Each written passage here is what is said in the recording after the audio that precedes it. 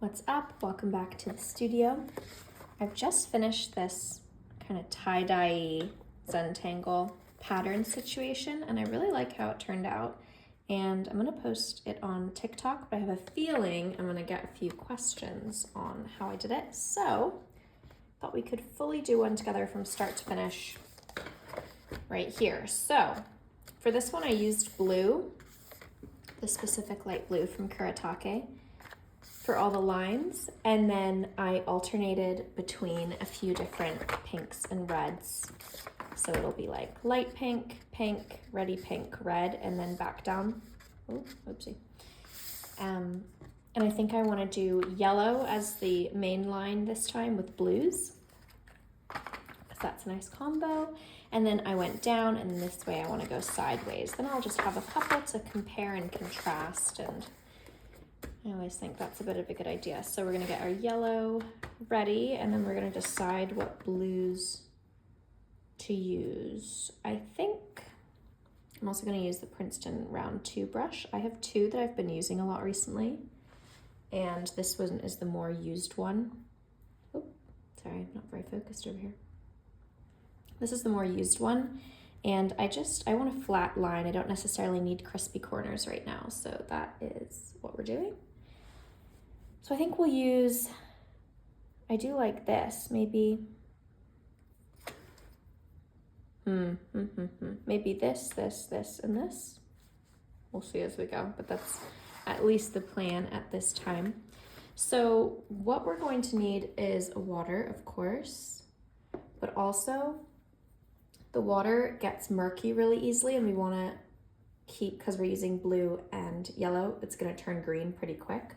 And so I've pre-filled up a burrata container with clean water, and then I have an empty sour cream container. And when our water gets murky, we're going to do a little shuffle around, so there's always something a bit clean.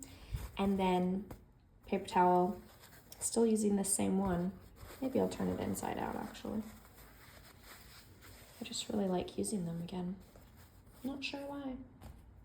Okay, so let me just actually show you my thought process a bit. So here, I started around here, and then I was obviously Zentangling, so I'm trying to follow the exact curvature of the lines. But then when I went back this way, I had to do the blue first and then the pink, so I kind of had to guess the curvature, and that wasn't ideal for this type of piece, because the idea is not to have to think too much and just to eradicate all that. So I'm going to start as close to the top as I can, and then we might have to do 1 or 2 that are I don't know what the word is. 1 or 2 that are I don't know, sorry. I can't think right now. I did have lunch today first, though. I learned from last video. Okay, so I'll pop this in as well so you can see the brush loading technique, hopefully. And then we're gonna get our little water. I'll put it here so we can see that. So I'm gonna get the brush super, super wet. And we're gonna activate the yellow. And it's gonna be a little bit of a dance back and forth on these 2 things. We are gonna lose some in the water, see it's already turning color, but that's because I have a quite desired consistency in mind. I want it to be really wet. I know I could spray this as well, but that's not happening today. I want it to be quite wet so we have space for bleed. So once we get the cat hair out the brush, it's not a Lizzie video without that, I'm gonna do a nice swoopy line running out of water and paint there. Pick it up. And that's great. I'm gonna add a little more wetness into this middle section. Tap it off, and then I'm going to use this light blue here, so the same base color I used for the previous one. And go just below, but also touching this line we just did. And I'm using the tip of the brush now, so it can carry more. Like this. And then I think it's interesting to see where the bleeds naturally happen. So I'm not even going to, wow. Do you know what happens when we do that?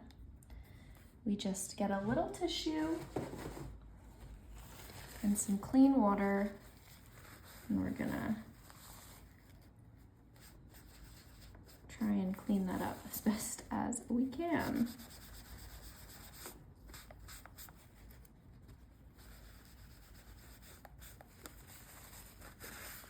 There we go, not bad.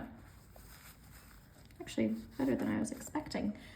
That's gonna need to dry though before we get all up in there. In the meantime, we can have a look at this line. Refocusing, refocusing. So you can see where the yellow was more wet and more dry versus how it bled in. Love it. So let's work from the top now while we let that little patch dry.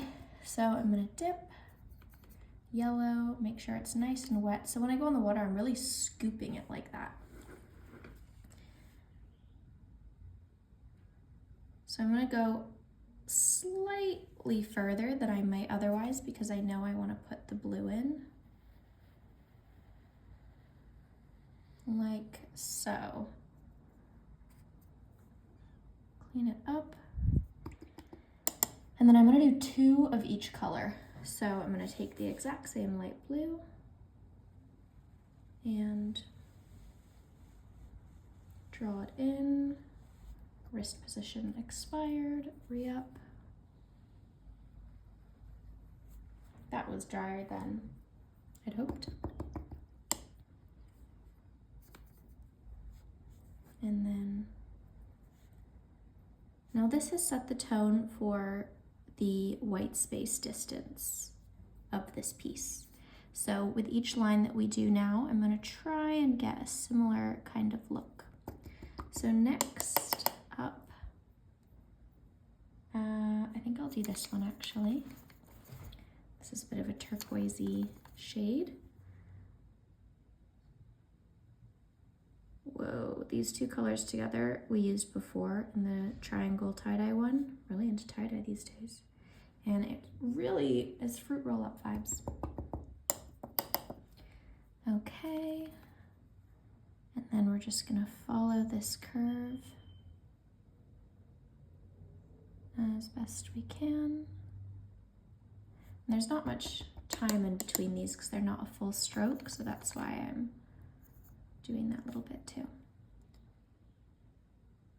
So going to trace it with the tip of this brush, wet, clean it out. And then we do have space for a little more up here, I'd say.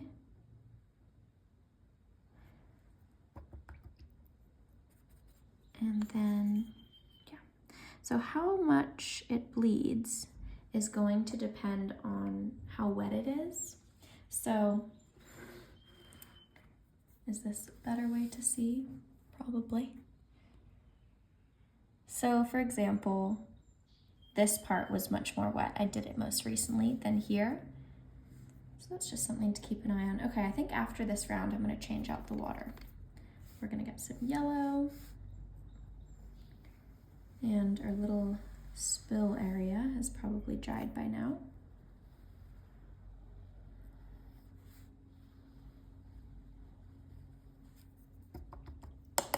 And then we're going back down the color spectrum. So I'm gonna go back into this same turquoisey blue. At some points in the line, I'm going purely on the yellow, and at some points I'm actually going below the yellow. Just for a bit of diversity, I guess.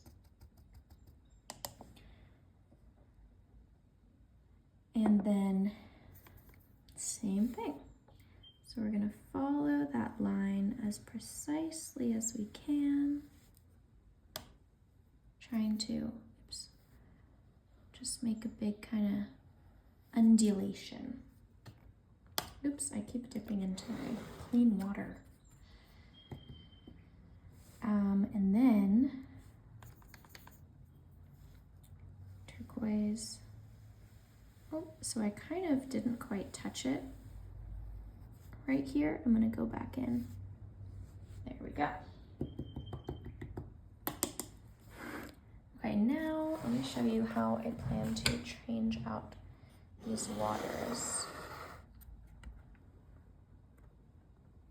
I could use a pipette or something, but it's just not that serious to me at this time, so I'm gonna dip this. And usually I would run to my sink, but I don't want to keep stopping and starting this video. Okay, please work. There's a bit of plastic there. I'm gonna bend it slightly. Not bad, honestly. There we go, and then take these out the way and put our picture back. Easy peas.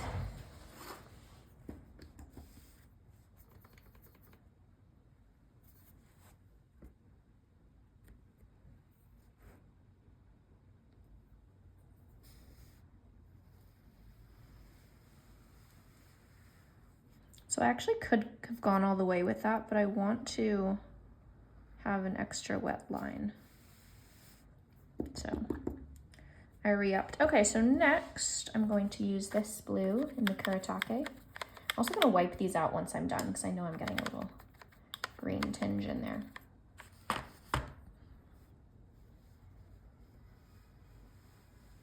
Oh, this is really quite similar to what's above. They don't look that similar in my swatch sheet, but who knows? Okay. Completely clean out the brush and go again.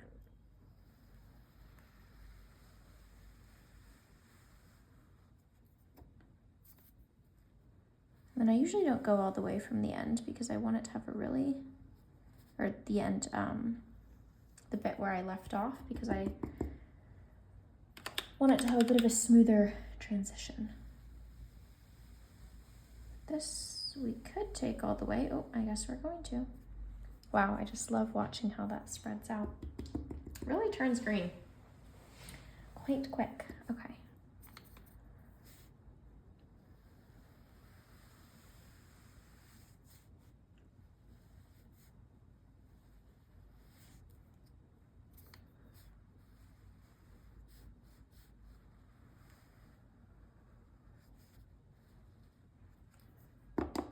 So with something like this where the line isn't so smooth around the corner like that, that's okay in this instance, or at least it doesn't bother me because we can just adjust that when we do our blue layer, which we're now using this from this palette that I unfortunately do not know the name of because it's not in English.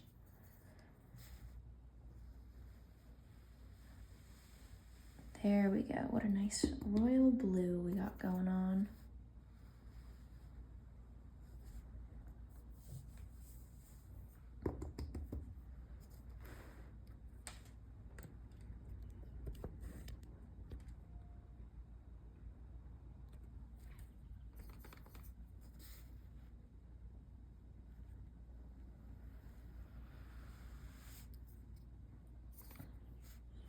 If we wanted to go crazy, we could have made this more loopy, but I just discovered this technique today, and I kind of want to get the hang of it a little more before I introduce other elements, but if that would be something you'd want to see, let me know. So that would mean, like, instead of the line going like that, it would go whoop, doop, which would be cool. Can't deny. How's our water looking? I think I can do one more.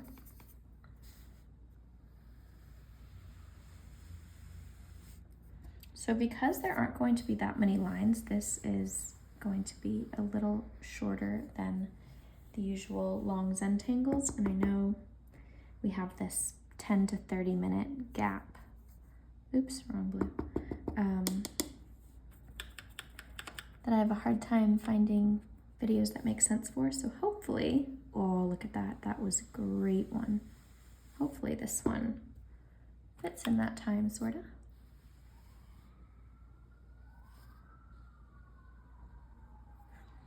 I feel like this is a nice exercise, this particular style in letting go of perfectionism, because with the bleed, I mean, obviously this part of the line, I'm paying attention to where exactly it goes on the page. But then as soon as we introduce the secondary color, I'm gonna put this over here so I'm not always arm in front of the camera. We can't control the bleed. So we kind of just have to let go and let God.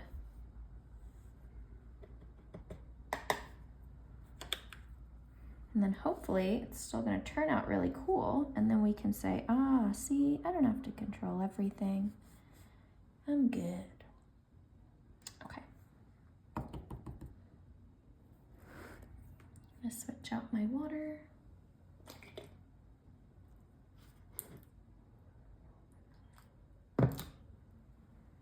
It's not gonna be completely clear because I'm not fully wiping it out, but it does the job. Okay.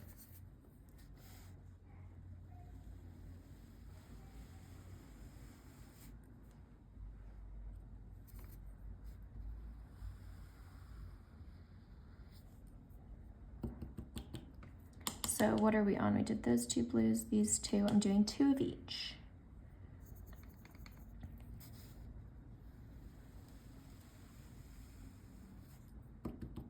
And I could have carried it on, but it's really fully mixed at this point as we get into the yellow.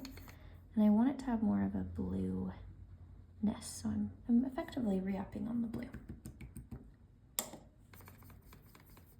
Oops, it's getting my yellow a bit green.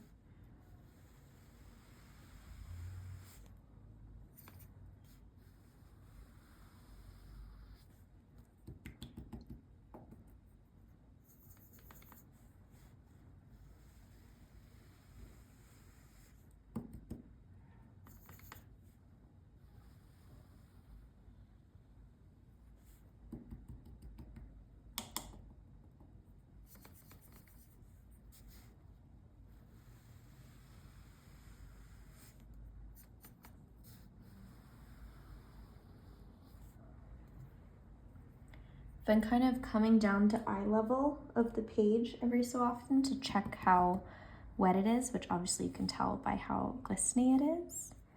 And it's just good to kind of pay attention to the wetness level before I put my brush in it and stuff, because I want to encourage the bleed. So you might notice I'm not using the L'Amelie Paris book, and that's because I'm going one color by one color in that book. Ooh, this was a close one. And so this kind of piece I don't really want in there at this time, once we get through all the colors maybe. But I also felt a huge urge to make it, so we're using my Canson mixed media sketchbook, which is what I use for all my kind of projects that I am in the thought process of.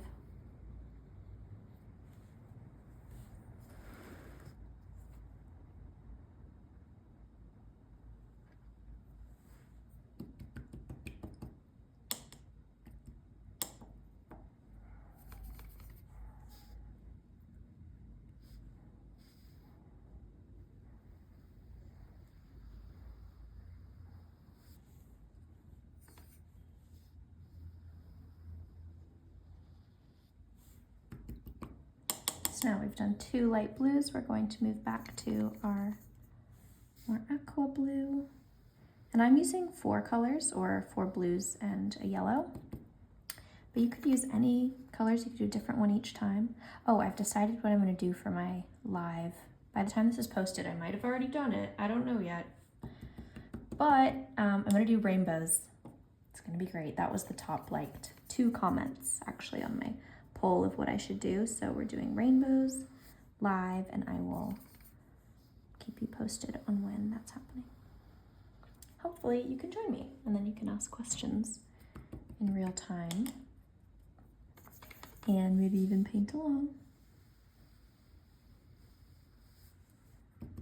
I really like how it looks when it's just kind of below like that. So I'm also painting on the white of the page because then it keeps a sliver.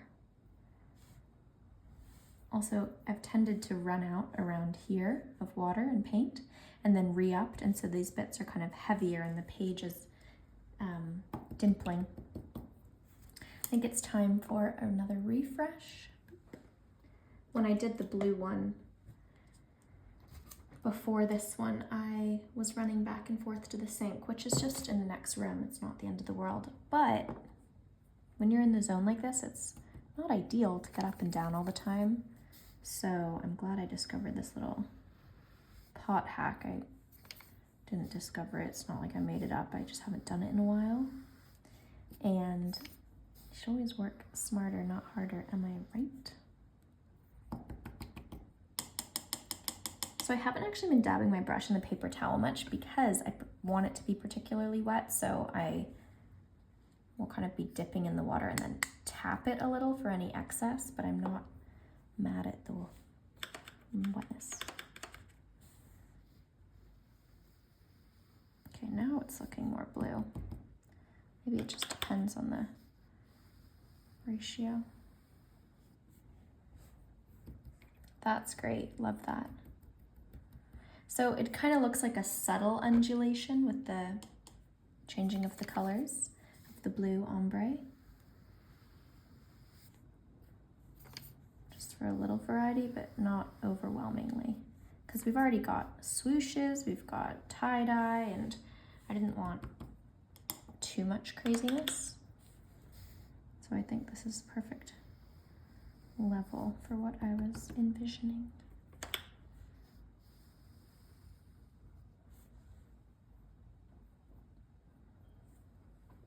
So if we just take a step back, or you stay sat where you are, I'll take a step back from here. We can see how the shape has kind of transformed. So it was like this, and then it's kind of mellowed out, and now it's just a bit of a blue. Kind of cool. And that was not intentional. That's just kind of what happened when we're naturally following the curvature of our lines in classic Zentangle fashion. Okay, so next we've done 2 light blue, 2 turquoise, 2 blue, and now we have 2 royal blues. Is this focused? Hope so.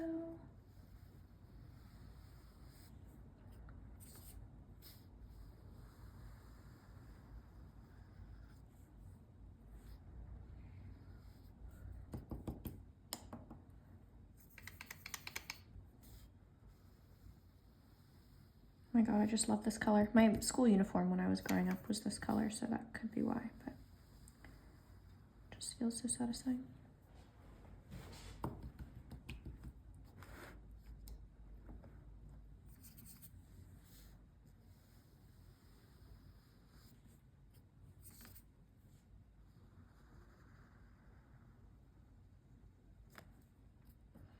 So I've noticed the gaps kind of get bigger as we get to the edge here.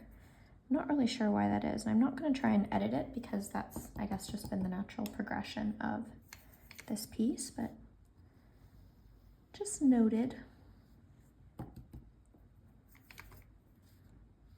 Might be a combo of the position of my arm and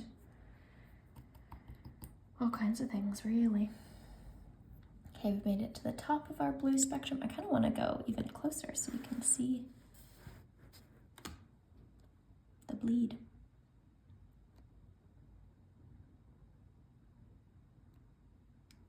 Made it to the top of our blue spectrum, and so now we're going to start going down it again.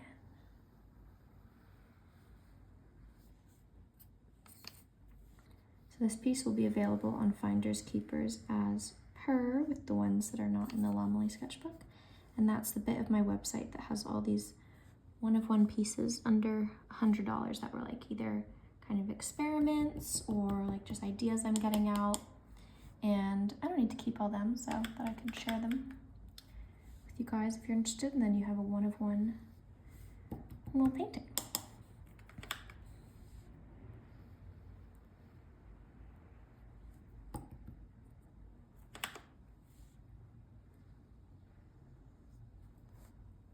Something is crazy going on in my brush.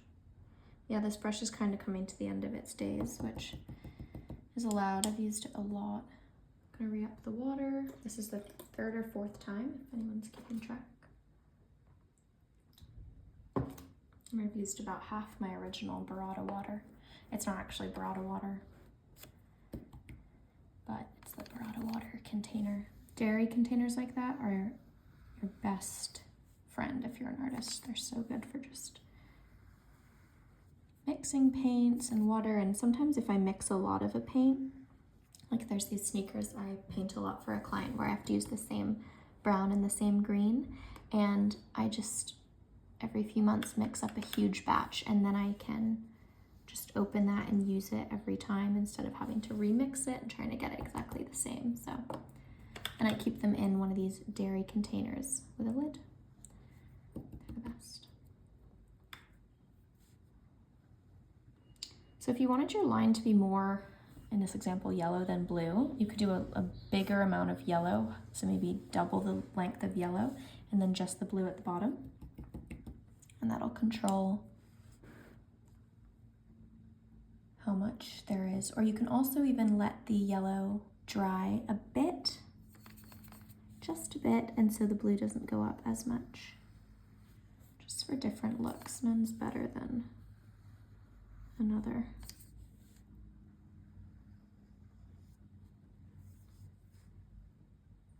Okay, so next we are onto our turquoise.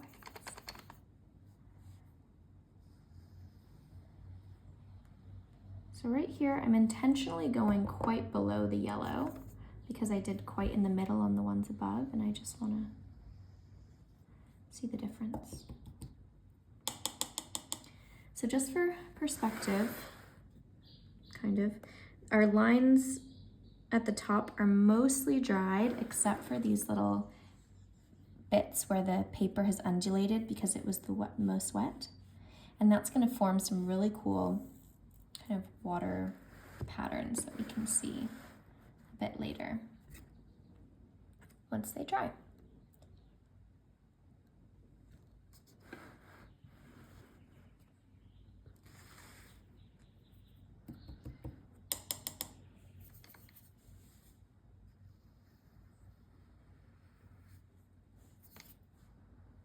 And if you're new here, you do not have to use watercolor for this, and you most certainly do not have to use 2 watercolors in one line. You can do this with pen or colored pencil, highlighter. What else exists? Oil pastel, anything. Interesting how that has happened twice, that kind of bigger area. Oh, it might be because the page goes up a little. Unsure. Oh dear, see that? That was me making this really green. What I'm gonna do right now is tear off a bit of paper towel. I'm gonna lose my puddle, but clean it up, unfortunately. While we're at it, let's do our last refresh of the water.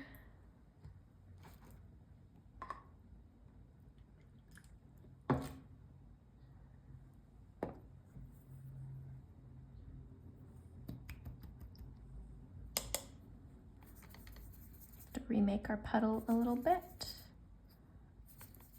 Okay.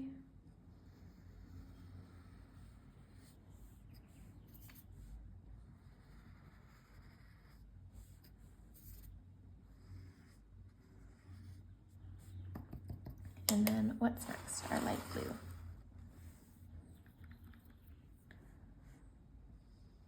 Oopsie.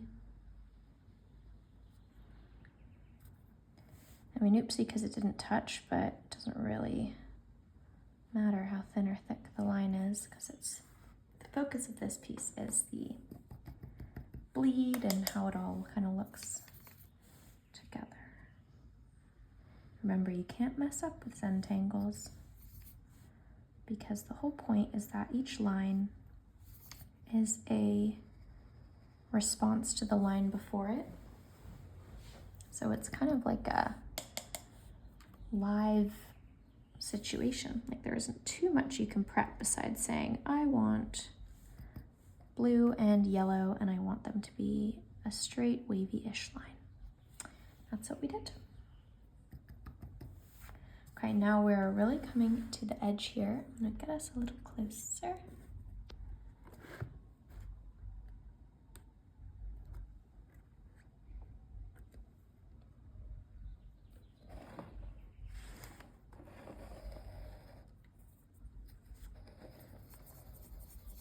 And so when this watercolor dries, like I'm not wasting it by making a puddle because that will just dry in the same tray that it's in. And the next time I use that yellow, I'll activate it and it'll come back to life. Watercolor is really, once you kind of understand how the water distributes and have a play with that, really low maintenance material, I would say.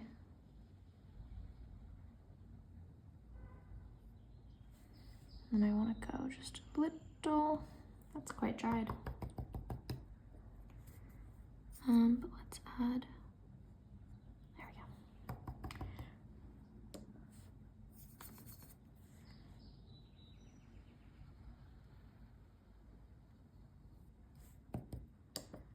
And we have one more turquoisey one.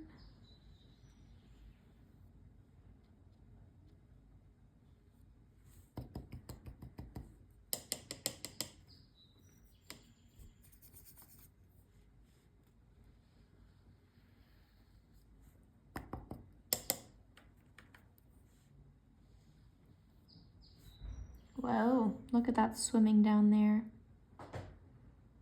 That was my slipper falling off my foot.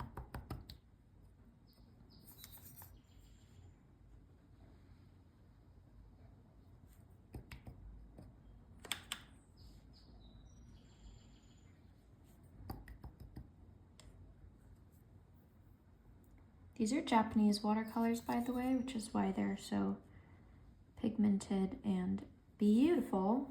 I have a bunch of my faves in my bio, usually from Kuretake. If you want to get yourself a new one, you can find some there. And then most art stores should have them as well, but you can kind of see like the exact brands I like and stuff.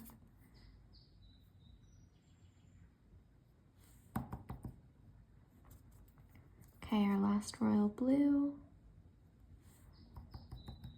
And then I'm gonna just, oh, you're not even in frame, but I'm gonna just do that little corner like so.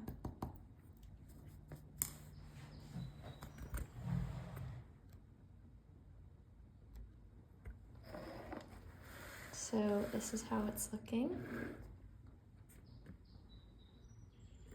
I really like that. I feel like this would be so cool as the pattern for something, like maybe in the background. So for example, if I took this picture, like if this is in a scrapbook or in a frame, I could take this picture of my friends and I, pop it like that, and that would make a really nice matting on a frame. Or maybe like a ticket or something. It's giving scrapbook is my point. Okay, I'm gonna let this dry and then I'm gonna show it to you when it's totally dried and we can talk about all these little bits that have formed. I'm gonna go make a cup of tea. Hello, okay, it's been about 20 minutes and things are about 99% dry. You can still see there's kind of some residue here that like looks sticky. That's just Japanese watercolor kind of leaves that. I don't really know the science of why or anything, but I have seen a few comments of people wondering about that, and it just happens when there's a lot of it, so a high concentration. So if that bothers you, I would just add more water, but it's whatever. Anyways, looking cool, right? I'm quite happy with how this turned out. So it could go this way, could go this way. That kind of looks like, or it could go this way. This kind of looks like hills or rolling fields or something, which is what I was gonna say. So if we compare and contrast, I think we have a cool new little series going on here. What do you guys think? I'm into it. Let me know what colors you think I should do next. Any combos. Oh, we have a helicopter. So just for reference and to close the loop,